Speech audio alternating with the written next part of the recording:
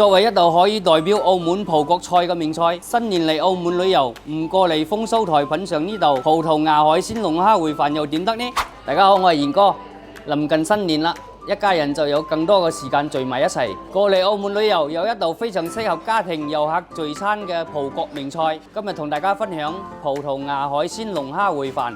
我哋選用生猛嘅波士頓龍蝦，即點即做。再準備呢啲食材：青口、鮮蝦、魷魚、太子貝、紅蟹。材料準備好啦，我哋依家開始製作。咁我哋先加入事先煲好嘅海鮮湯，等個湯煮滾咗之後，落埋我哋煲好嘅飯，再落埋啲海鮮落去，煮到湯汁濃郁，咁就大功告成啦。滿一煲好足料啊！啲飯收晒海鮮啲精華，一啖入口滿嘴都係鮮，撈埋啲海鮮一齊食落去，好滿足啊！而且人均只有80幾蚊就可以食到咁多海鮮，呢個賣相睇起身都忍唔住要影相打卡，環境又靚，打卡又出片，抵到爆啦！作為一道可以代表澳門葡國菜嘅名菜，新年嚟澳門旅遊，唔過嚟豐收台品嚐呢道葡萄牙海鮮龍蝦燴飯又點得呢？